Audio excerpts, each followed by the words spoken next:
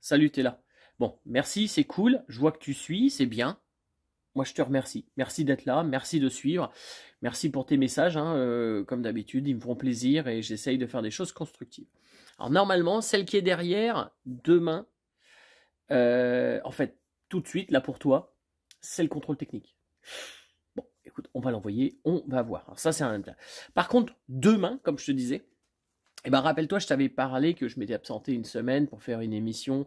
En fait, c'est sur la 24. Bon, bah, c'est Top Méca, Top Mécanique. Ça, c'est demain. C'est dès demain, 18h45, je crois, sur la 24, du lundi au vendredi. Et là, tu vois, j'ai le sentiment qu'on va se marrer. Peut-être pas moi. À mon avis, le seul qui va pas rire, c'est moi. Mais bon, écoute, si ça t'intéresse, tu suis. Évidemment, c'est différent de ce qu'on fait là. Là, j'essaye de mettre des trucs bien. Là-bas, tu les mets au marteau. Hein, tu restes pas joué. Donc, si ça te dit de suivre, après, tu peux regarder en replay. Bah moi, je vais mater, mais je vais me cacher un peu. Mais voilà, si, voilà. Tu regardes. Bon, on n'est pas là pour parler de Top Mécanique. Contrôle technique de la PAC GT tout à l'heure. Tu vois, elle est là. Ultime essai et puis on y va, il n'y a pas de problème. Là, j'étais en train de démonter l'échappement sur celle-là. Je l'ai démonté. Donc, plutôt. Tain, il est là. Alors ça, c'était un Deville d'époque qui avait déjà subi des modifications parce que, tu vois, la caisse, je l'ai acheté en 2004, je crois, et l'échappement était déjà dessus. Donc, il a 20 ans. Il était déjà malade. J'avais déjà... les sorties coniques, elles étaient mortes. Des sorties un peu type ça, mais en plus joli d'ailleurs. C'était ça avec un petit retour à l'intérieur de la vraie sortie de ville, mais elles étaient pourries. Donc j'avais dû tronçonner et mettre des sorties de 407 coupées. Ça. Bon, écoute, c'était pas cher. Mais ce qu'il y a, c'est qu'avec le temps, tu vois, il est pourri. Hop, pardon. Alors, je n'ai pas perdu que la canule d'échappement, mais il y a un trou également là dans le pot, quoi. Directement dans le pot. Donc là, c'est trop pas possible et on voit bien tout est pourri. Donc, je pense qu'il est encore restaurable. Je vais pas le jeter. Mais on va changer. Alors, tu vas me dire, c'est quoi ça? Je t'en parle juste après. On va passer du Deville par absorption. Faut qu'on en parle. À un auto bleu que... Attends, d'ailleurs... Hop, attends, je me fais de la place. Merci Fabrice, tu vas le voir. Ton pot d'échappement que je t'ai acheté d'occasion, merci. Il pouvait encore faire, hein, heureusement, sinon tu ne me l'aurais pas vendu. Et je lui ai mis un petit coup de frais, un petit coup de beau. Tu regardes, je te montre. Regarde-le. C'est pas beau ça? Alors là, on est sur un auto bleu. Là-bas, un Deville. Alors, c'est vrai que auto bleu, la qualité est moins bonne que le Deville. Ça, c'est sûr. Mais le principe de fonctionnement est tout autre. Bon, normalement, ça, c'est pas homologué sur la route. Bon, si tu dis rien, je dis rien. Tu vois, à partir de là... Bon. Pourquoi il n'est pas homologué sur la route? Parce que ce auto bleu, il est plus performant en termes d'efficacité moteur, mais peut-être moins performant en termes de silence, d'absorption du bruit. C'est un peu le principe fondamental du pot d'échappement. Mais il n'utilise pas les mêmes fonctions, la même façon de faire. Alors, écoute là. En fait, ce qui se passe sur le auto bleu et qui est très bien, c'est que la rangée de cylindres côté conducteur, ces 3 cylindres sont dans un seul échappement et vont dehors, un seul silencieux, pardon, et la rangée de droite, encore une fois, indépendamment, va dehors. Logique, tu vas me dire. Alors, là, ça c'est performant en termes de fonction moteur. Par contre, en termes de bruit, un peu moins bien. Le Deville, c'est différent, je vais te le dessiner. La rangée de gauche et la rangée de droite se retrouvent dans le même silencieux. Les bruits vont être diminués, puis ces gaz vont s'échapper vers un deuxième silencieux pour enfin aller dehors. C'est meilleur en termes d'efficacité de bruit. Pour absorber le bruit, c'est meilleur. En termes de performance moteur, c'est moins bon. Et regarde, ce qu'on va faire. Plutôt que de longs discours, encore une fois. Si je te pose... Attends, ce qu'on va faire. Non, pas là. Attends, écoute. Je t'installe et je te reprends tout de suite. Voilà, là j'ai l'impression que tu es bien installé. Alors en fait, pour atténuer un bruit, qu'est-ce qu'on peut faire? On peut, si tu as un bruit qui va dans un tube, par exemple, le bruit va dans cette direction-là, et que tu le fais s'affronter à un autre bruit, c'est le principe du Deville. En fait, tu as des gaz qui viennent par là, des gaz qui viennent par là. Le bruit va s'affronter et on va le faire sortir, hop, comme ça. Donc là, le bruit, il s'affronte, il s'atténue et il sort. Ça, c'est un principe. Le bruit, tu peux l'atténuer comme ça. Par contre, tu te rends bien compte qu'en termes de fonctionnement moteur, c'est pas extraordinaire. Donc ça, c'est une technologie qui existe et qui est homologuée. Tu as une autre possibilité aussi, c'est que tu vas faire venir tes gaz dans un pot d'échappement. Et à ce moment-là, tu vas faire une sorte de labyrinthe. Donc le gaz, hop, il peut sortir par là. Ensuite, il est obligé de sortir par là. Et il s'atténue comme ça en résonnant dedans. Donc tu fais plusieurs labyrinthes comme ça. Tac. Et ça atténue grandement le bruit.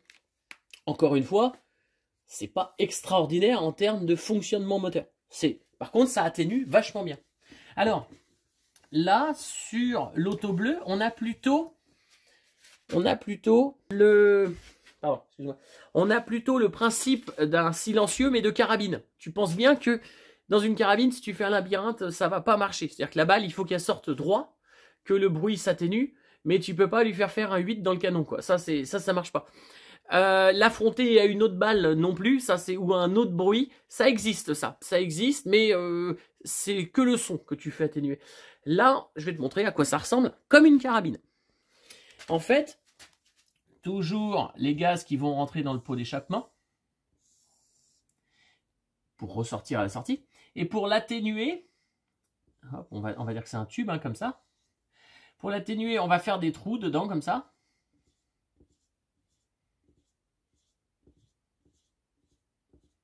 Et on va y mettre une matière isolante, un peu comme de la laine de verre, si tu veux. Ça. Et donc le son, il va sortir là-dedans, il va ricocher un petit peu dans le tube et une partie va être absorbée par ces petits trous. Ça, en termes de fonctionnement moteur, c'est vachement bien. Par contre, ça atténue vachement moins bien. Bon, écoute, moi, je m'en fiche un petit peu. Ce silencieux auto bleu, on l'a essayé sur la PAC GT, puisque c'est vraiment exactement la même chose qui est dessus. Alors, c'est pas tout à fait le même moteur. Tu vois, il est là. Donc, c'est exactement le même silencieux. On va le poser dessus. Et on va voir le bruit. Là, c'est un petit peu au petit bonheur la chance. Je vais dire là, tu installes, tu vois, ça fait trop de bruit. T'es baisé. T'es baisé, tu peux pas rouler. Mais tu peux pas...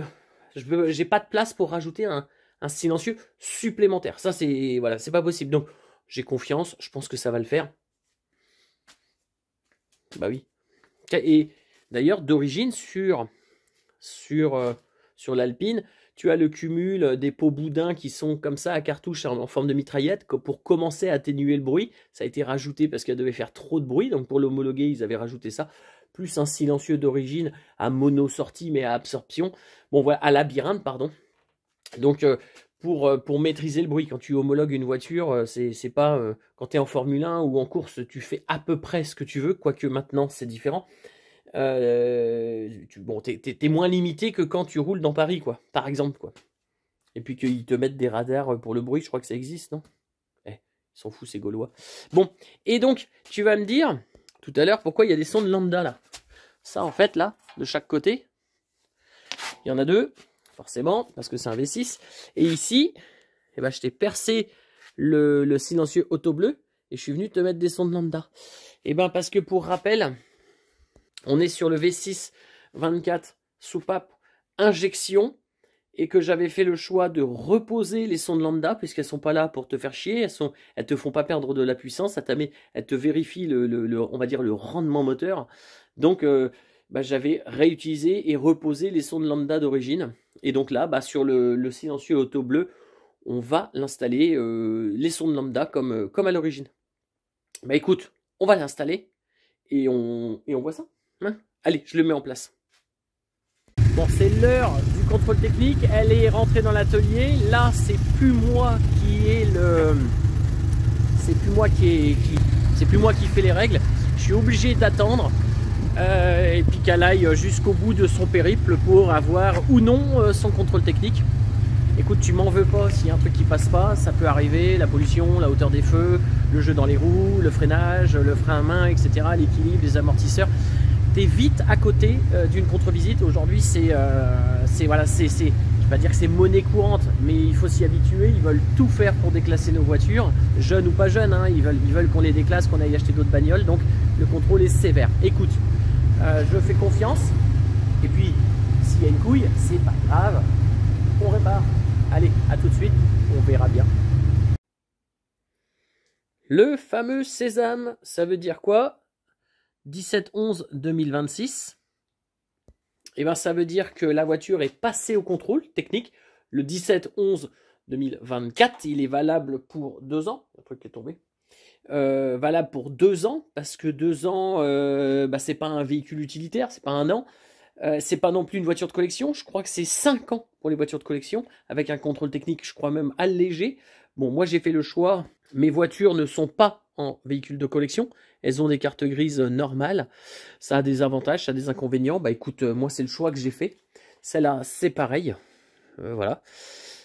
Tiens d'ailleurs, ça c'est pas le prochain projet de restauration. Si, mais non, c'est pas ça, c'est pas de ça que je te parlais. Là, c'est juste que j'ai un copain qui s'est acheté ce beau Vespa, on va bientôt le voir. Il est plutôt pas mal, c'est un 125. Il a de l'âge, je sais pas encore quelle année, on va regarder tout ça. Il veut le repeindre, mais il se sent pas la dépose-repose, le démontage-remontage, il se sent pas. Donc qu'est-ce que je vais faire? Je vais lui démonter, et d'ailleurs, avant de le démonter, il faudra qu'on check un petit peu tout, pour voir qu'est-ce qui marche pas, etc. Que au moment où on remonte, on sache ce qui va pas pour remonter de la bonne pièce. Tu comprends? On va pas le démonter puis remonter des pièces défaillantes pour le redémonter pour le remonter. C'est con. On va essayer de faire un diagnostic avant. En parlant de diagnostic, au niveau du contrôle technique, tu as un rapport, il te donne un rapport. Bon, c'est pas pour se foutre de ta gueule. C'est pas que pour se foutre de ta gueule. C'est-à-dire que là, sur un rapport de contrôle technique comme ça, il y a des choses... bref, là, tu as les défauts à corriger. Bon, ripage excessive, ouais, il est clair que elle a du ripage. Bah, en fait, c'est des bagnoles qui ont un carrossage assez important. Le ripage, c'est quoi? C'est que quand tu roules en ligne droite comme ça, les roues, s'il y en a une qui est plus ou moins de travers par rapport à l'autre, elle va avoir tendance à pousser le véhicule. Par exemple, si tu mets d'un côté sur le verglas, la voiture elle va être poussée de l'autre côté. Donc c'est ça le ripage. Et donc le ripage, il doit être maîtrisé, mesuré. Bon, à l'époque, chez Alpine, faut voir. Bon, c'est pas très grave. J'ai pas fait le parallélisme, il faudra que je le fasse. Ça peut participer à corriger le ripage. On verra ça, c'est mineur, on s'en fout dans l'heure actuelle. Par contre, ici, tu as des choses qui sont plus ou moins intéressantes et que je me sers pour faire un diagnostic. Il y a différentes choses. Alors, le ripage, là, tu vois 12, moins 12, c'est énorme. C'est énorme, c'est un ripage qui est énorme. Bref, on s'en fout, on verra ça plus tard. Par contre, tu peux avoir différents soucis. Alors, je ne te dis pas qu'à chaque fois que tu vois un rapport de contrôle technique, tu fais un diagnostic. Mais on va voir qu'il y a des valeurs qui sont assez importantes et en cas d'anomalie sur la pollution, le freinage, etc., tu peux, à travers les valeurs qui sont là, comprendre un petit peu plus. On va essayer de regarder. Donc là, moi, ce qui m'intéresse déjà pas mal, c'est au niveau de la suspension. Tu as l'avant et tu as l'arrière. Regardez, quelle est la dissymétrie de suspension. Il y a toujours des dissymétries de suspension. Ça peut être lié à tes amortisseurs. La plupart du temps, quand tu as un défaut de suspension, ça provient de ton amortisseur. Mais pas que. Rappelle-toi, je t'ai dit que les cylindres blocs de bras inférieur vont participer également à la suspension. Alors, souvent, c'est pas ça. Mais si tu en as un qui est serré raide, voire grippé, et qui l'autre, il est complètement chlasse, ça peut te créer une dissymétrie de suspension. Bon, la plupart du temps, c'est l'amortisseur quand même, mais fais attention. À ce niveau-là, c'est le poids. En fait, en décanewton, mais tu peux te dire que ça revient à peu près en kilos. Hein. Donc à l'avant, tu vois, il n'y a que 400 kilos sur les 2 roues avant, posées quand il met sur les balances. Là, sur l'avant, tu as 400 kilos. Quand il vient poser l'arrière, tu as 700. Bon, c'est là que la répartition des masses, encore une fois, sur une Alpine A310 V6, c'est pas extraordinaire. Lorsqu'on passera la rouge, qui a un moteur beaucoup plus léger, on verra un petit peu si la répartition des masses est bien meilleure. Bon, moi, surtout, ce qui m'importe aussi, c'est les freinages. Toujours en décanewton, à l'avant, de chaque côté, avant gauche, avant droit, arrière gauche, arrière droit. Et en fait, avec le pourcentage de dissymétrie. Tu as le droit à 20% max à l'avant, donc 19, et 30% max à l'arrière, donc 29, parce qu'à 30, tu te fais éliminer. Tu vois, et en fait, 11 et 1, bon, ce sont des valeurs qui sont plutôt super top. Alors attention, hein, c'est des valeurs en freinage maxi. Je crois que le 11%, c'est au moment du freinage maxi. Donc, tu peux aussi avoir à mi-course un freinage vraiment merdique. Bon, mais ça te donne une indication. Ça, j'aime beaucoup. Bon, le frein à main, ça vaut ce que ça vaut. Et ensuite, l'opacité des gaz. Pas l'opacité, la teneur en CO. CO, monoxyde de carbone, je crois. Ouais, je crois que c'est ça. Tu as le droit là-dessus à 4,5 maxi. Bon, c'est 4,5, c'est énorme. Moi, je suis à 0,24.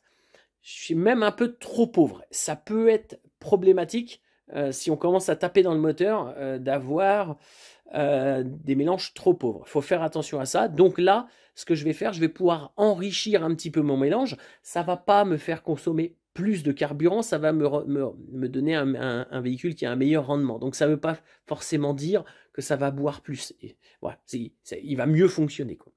Donc moi, toutes ces valeurs-là, parce qu'un client se présente et qui me dit j'ai les freinages qui déconnent, j'ai été refusé au CT, bref, je regarde un petit peu la phrase qu'il y a là et les valeurs qui sont là pour mieux y comprendre. C'est important. C'est important, voilà. Bon, là, moi, je suis content.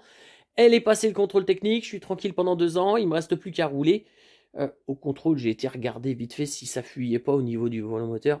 Je touche de la peau de singe, ça a l'air nickel. Donc on va faire attention, on va prolonger les essais. Et là, si nouvelle moyenne, la heure là, tu vois, bah, elle est restée, là on la voit pas bien, elle est encore bloquée à 30 km/h là-bas. Chez 3S Développement, ils m'avaient bien réparé le compteur, il marche bien.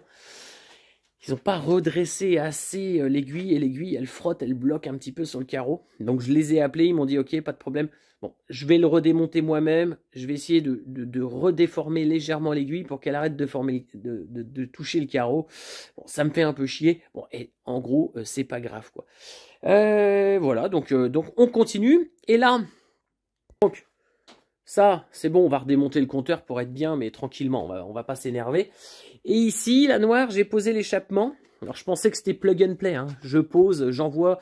Et ben, plug and play, que dalle. Parce qu'en fait, c'est sans compter que c'était encore une fois un V6 24. Donc là, on n'y voit que dalle.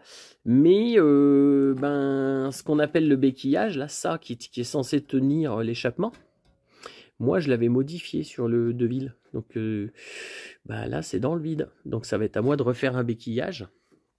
Le béquillage, c'est que ici, il me raconte. Le béquillage, c'est quoi? Eh ben, regarde bien. Attends, je me faufile. Ça, c'est le Deville pourri. Et il est tenu par ses pots d'échappement, évidemment. Par contre, tout ça, ça va chauffer. Ça fait du poids, ça vibre, et ça va chauffer. Et tout ça, c'est au bout des collecteurs d'échappement. Avec le poids, plus la température, ça peut se déformer. Tu peux déformer les collecteurs, voire les fêler, etc. Donc, le pot d'échappement, en fait, il est accroché au moteur avec des cils en bloc. Et moi, j'avais modifié la position de ces trucs-là, parce que ça, c'est des sangles et que ça bouge. J'avais modifié et j'avais fait des attaches spécifiques. Je me rappelais plus. J'ai dit, j'ai fait ça il y a 10 ans.